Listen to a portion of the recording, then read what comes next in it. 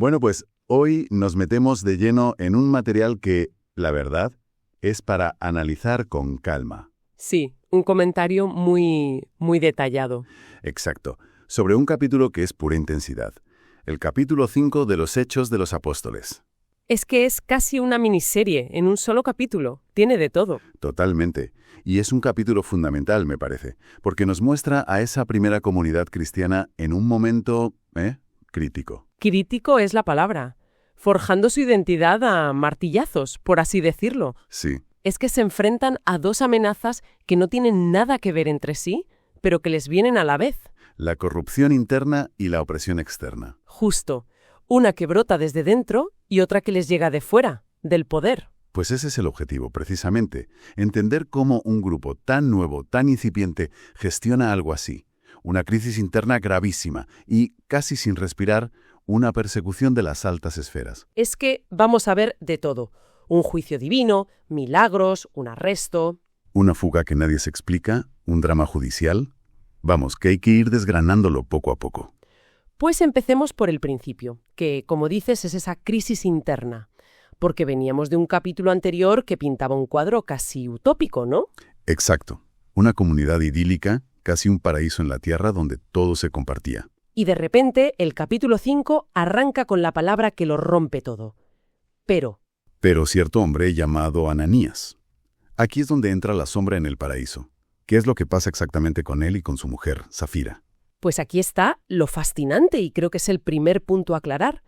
El núcleo de su pecado no fue, como se podría pensar, la avaricia. Ah, o sea que el problema no era no darlo todo. Yo siempre había pensado eso, que les castigaron por no ser lo bastante generosos. Pues no. De hecho, el texto es súper explícito en esto. Pedro se lo dice directamente a Ananías. ¿Qué le dice? Le dice, a ver, la propiedad era tuya. Podías venderla o no. Y una vez vendida, el dinero seguía siendo tuyo. Podías dar lo que quisieras. Podrían haber dado la mitad y no habría pasado nada. O una décima parte o nada. El problema no fue la cantidad. El pecado fue la mentira, la hipocresía. El querer aparentar. El postureo espiritual, si lo traemos a nuestro lenguaje. Precisamente. Fue un intento deliberado de ganar estatus, de recibir el aplauso de la comunidad, por una generosidad que sencillamente no era real. Querían la reputación de la entrega sin el coste de la entrega. Exacto. Y el texto eleva la gravedad de esa mentira, porque no lo ve como un engaño a los hombres. Dice que es mentirle al Espíritu Santo. O sea, a Dios mismo. Directamente a Dios. Y la reacción a esa mentira, bueno, es de una dureza que hoy nos puede resultar muy, muy chocante. Chocante es poco. Muerte instantánea. Primero para él, y unas horas después para ella, que insiste en la misma mentira. ¿Por qué un castigo tan extremo por un engaño? El comentario lo define como un milagro de juicio. Y para entenderlo hay que situarse en ese momento. Es un momento absolutamente fundacional. Claro. Pensemos que están sentando las bases de un edificio. Cualquier grieta en los cimientos, en ese preciso instante, puede comprometer toda la estructura futura. No es un pecado más en una institución con siglos de historia. Es una corrupción en el ADN del grupo cuando apenas están haciendo. Exactamente. Este suceso sirve para establecer un estándar de sinceridad radical desde el minuto cero. El objetivo era purificar el grupo desde dentro. Dejar claro que la hipocresía no tenía cabida. Eso es. La comunidad necesitaba sentir no solo el amor y la unidad, sino también un temor reverencial, un respeto profundo por lo que estaban construyendo. Se estaba definiendo qué significaba pertenecer a ese grupo. Y el comentarista añade una pregunta que el texto deja abierta, ¿verdad? Sí, plantea esa duda. ¿Eran creyentes genuinos que cayeron en un pecado terrible o en realidad nunca lo fueron? Cristianos nominales, que diríamos hoy. Algo así. Buscaban los beneficios sociales sin un compromiso real. El relato no lo aclara, pero lo que sí deja clarísimo, y lo repite 2 veces, es el efecto que tuvo.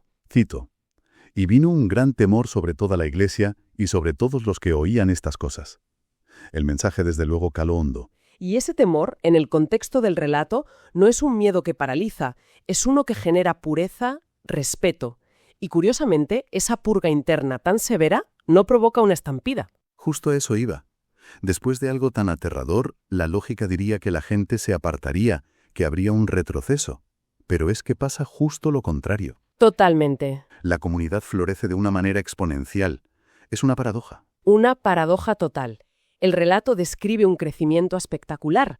Los apóstoles hacían muchas señales y prodigios en público, los creyentes se mantenían todos unánimes. Y el número de conversos no paraba de aumentar. Hombres y mujeres, sí. Lejos de disuadir, parece que esa seriedad, esa pureza y ese poder manifiesto del grupo resultaban increíblemente atractivos. Y hay un detalle en esa descripción que es absolutamente fascinante.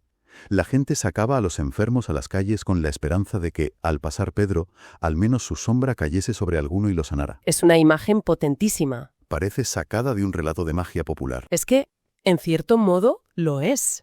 Nos dice que el poder divino se percibía como algo casi físico, tangible, una fuerza que podía interactuar con el mundo. El comentarista lo conecta con esa promesa de Jesús de que harían mayores cosas que él. Sí, pero el fenómeno en sí, la creencia en el poder de la sombra de una persona santa, roza esa creencia popular. Lo que me parece revolucionario es a quién se le atribuye ese poder. Ahí está la clave. Ese poder casi mágico no reside en un emperador, ni en un hechicero, ni en el sumo sacerdote con todo su aparato. No. Reside en un grupo de pescadores, sin estatus, sin formación, sin poder terrenal. Esto subvertía por completo las jerarquías de poder de la época. El poder divino manifestándose en los márgenes. Exacto. Y ese poder, como bien dice el texto, generaba una doble reacción. Por un lado, atraía a multitudes. Sí, gente que traía a sus enfermos de todas las ciudades cercanas.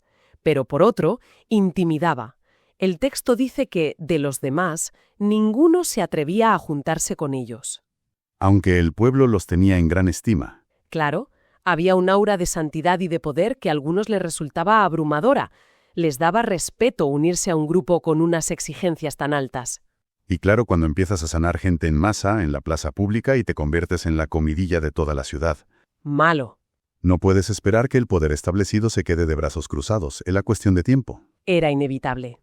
¿Quiénes son los primeros en sentirse amenazados por este nuevo movimiento? Pues los antagonistas están muy bien identificados. El sumo sacerdote y, de forma muy destacada, la secta de los saduceos. Y el comentario subraya que su motivación era doble, ¿no? Una mezcla de lo personal y lo doctrinal. Sí. Por un lado, la envidia. Un sentimiento muy humano. El texto dice sin rodeos que se llenaron de envidia. Veían que perdían popularidad. Exacto. Perdían el control de la narrativa religiosa frente a estos apóstoles.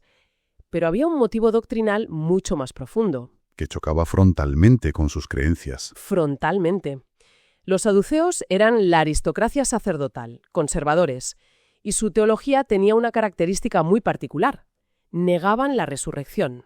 Y de los ángeles, y de los espíritus. Justo. Y claro, el pilar central, la piedra angular del mensaje de los apóstoles era precisamente la resurrección de Jesús. Así que, cada vez que predicaban, les estaban desmontando el chiringuito teológico. Públicamente. La afrenta era total. Y a partir de aquí, la secuencia de los hechos es de película de acción. Los arrestan y los meten en la cárcel pública. Pero esa misma noche... Un ángel, según el relato, abre las puertas y los libera.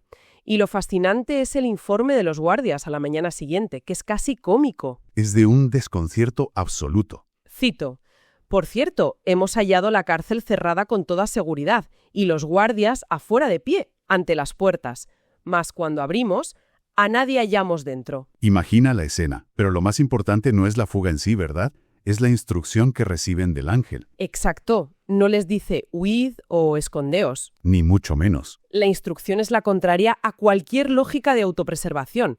Les dice: id a presentaros en el atrio del templo y anunciad allí al pueblo el mensaje completo de esta nueva vida. O sea, la liberación milagrosa no es para escapar del peligro. No, es una orden de volver al epicentro del conflicto. Al lugar más público, más visible y más arriesgado. Para continuar la misión con todavía más audacia. El mensaje es clarísimo. La intervención divina, según este relato, no busca garantizar la seguridad de los mensajeros, sino la continuidad del mensaje. Lo cual nos lleva directos al clímax del capítulo. El segundo juicio ante el Sanedrín. Otra vez. Los encuentran, por supuesto, de nuevo en el templo, y los llevan ante el consejo. Me llama la atención el detalle de que lo hacen sin violencia, porque temían ser apedreados por el pueblo. Ese detalle es crucial. Muestra que el Sanedrín el máximo poder religioso, está actuando condicionado por el miedo a la opinión pública. Han perdido la autoridad moral. Totalmente. El pueblo ahora admira a los apóstoles. Y la acusación es directa: desobediencia. Pero usan un lenguaje lleno de desprecio, evitan nombrar a Jesús. Hablan de ese nombre, ese hombre. Quieren borrarlo hasta del lenguaje. Y les acusan de querer hacer recaer sobre nosotros la sangre de ese hombre. Y la defensa de Pedro es una obra maestra de reafirmación. No se disculpa, no busca un resquicio legal. No, simplemente reitera el principio que ya habían establecido. Hay que obedecer a Dios antes que a los hombres. Y no se queda ahí. Convierte su propia defensa en otra oportunidad para predicarles, a sus jueces. Es de una audacia increíble. Les dice, mirándoles a los ojos, el Dios de nuestros padres levantó a Jesús, a quien vosotros matasteis colgándole de un madero. Acusación directa. Directísima. Pero justo después les ofrece una salida. Añade que Dios ha exaltado a ese mismo Jesús como príncipe y salvador, para ofrecer, precisamente, a Israel A ellos. Arrepentimiento y perdón de pecados. En esencia, les está ofreciendo la solución al mismo problema del que le acusan. La reacción del Sanedrín es de furia absoluta. El texto griego, según el comentario, es muy gráfico. Sí, dice que eran aserrados en sus corazones, de rabia. Querían matarlos allí mismo. Y en medio de esa tensión, a punto de estallar, se levanta una figura inesperada. Gamaliel. Y no es uno cualquiera. ¿No? El texto lo describe con mucho cuidado. Un fariseo, doctor de la ley y venerado por todo el pueblo. Una de las mentes legales más respetadas. Y fue maestro de Saulo de Tarso, el futuro apóstol Pablo. Su intervención no es la de un simpatizante, es la de un estratega prudente. Exacto. Y su argumento es de una lógica política y teológica impecable. Les dice, un momento, no seamos impulsivos. Y usa una especie de prueba de mercado divina. Les recuerda dos movimientos mesiánicos fallidos recientes. Justo, su punto es empírico. Cita a un tal Teudas que reunió a 400 seguidores y al morir su movimiento se deshizo como un azucarillo. Y a Judas el Galileo, que lideró una revuelta y al perecer sus seguidores se dispersaron. Su punto es, la historia nos demuestra que los movimientos puramente humanos se apagan solos cuando el líder desaparece. Y su conclusión es brillante, porque no defiende a los apóstoles, defiende la prudencia. Y al mismo tiempo, introduce una advertencia teológica aterradora para ellos. Les dice, apartaos de estos hombres y dejadlos, porque si este plano o esta obra es de los hombres, se desvanecerá. Pero- Mas, si es de Dios, no la podréis destruir. Y añade la puntilla, no sea que os encontréis luchando contra Dios. Es una jugada maestra. Les ofrece una salida que no implica ni apoyar a los apóstoles ni seguir la vía violenta de los saduceos. Es esperar y ver. Una propuesta de inacción estratégica. El Sanedrín se deja convencer por su lógica, pero solo en parte. Su ira necesita una válvula de escape. Sí, no pueden simplemente dejarlos ir como si nada. Sería admitir la derrota. Tienen que salvar las apariencias. Así que toman una decisión intermedia para descargar su frustración: azotarlos públicamente. Un castigo físico, doloroso y sobre todo humillante, pensado para avergonzarlos y disuadirlos a ellos y a sus seguidores.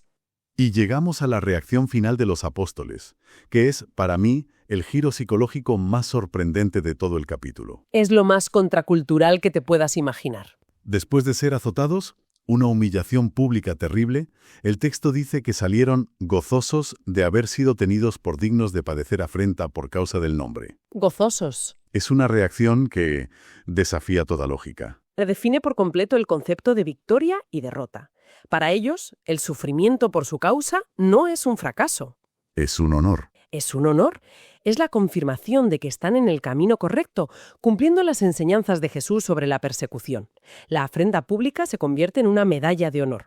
Es como si el sufrimiento validara la autenticidad de su fe ante sus propios ojos. Exactamente. No es algo a evitar, sino la prueba definitiva de que están compartiendo el destino de su líder. Ven el castigo como una evidencia de su dignidad a los ojos de Dios. Y el capítulo termina con una imagen poderosísima que resume el resultado de todo el conflicto. La persecución, los arrestos, los azotes, nada de eso los detiene. Al contrario, parece que intensifica su labor. El texto concluye: Y todos los días en el templo y por las casas no cesaban de enseñar y proclamar la buena noticia de que Jesús es el Mesías. La represión no solo fracasó, sino que fue contraproducente. Se podría decir que cada golpe de látigo fue, para ellos, una razón más para continuar. Entonces, si recapitulamos, hemos visto a una comunidad muy joven enfrentarse a una crisis de sinceridad interna con una medida drástica, purificadora. Sí. Y, a la vez, a la amenaza del poder establecido con una audacia y una resiliencia inquebrantables. Hasta el punto de encontrar alegría en lo que el mundo consideraría una derrota humillante. Al final todo el capítulo parece girar en torno al poder y al miedo, ¿no? El miedo que purifica y el miedo que paraliza. Esa es una observación excelente. Y es la reflexión final que nos deja el texto. Nos presenta dos tipos de temor muy diferentes, que operan de formas opuestas. Por un lado, ese gran temor que cayó sobre la iglesia tras lo de Ananías y Zafira. Exacto. Según el relato, fue un temor que condujo a la pureza, al respeto, a la integridad del grupo. Un temor a la corrupción interna, a la hipocresía. Un temor que construye. Eso es. Y por otro lado está el temor que el Sanedrín sentía del pueblo. Ah, claro. Un temor que no les llevó a la justicia ni a la verdad, sino a la indecisión, a la parálisis estratégica y finalmente a un compromiso violento y a medias. Un temor a perder el estatus, el control. Un temor que destruye, o al menos que lleva a malas decisiones. Justo. Y eso nos deja con una reflexión que trasciende el texto. ¿Qué papel juega el temor en la vida de cualquier grupo, movimiento u organización? Es una buena pregunta. El relato nos sugiere que es crucial preguntarse ¿qué tipo de temor es el que fomenta la integridad y la salud de una comunidad y cuál es el que conduce a la agresión, a la parálisis o al estancamiento? Una pregunta que creo sigue siendo tan relevante hoy como entonces.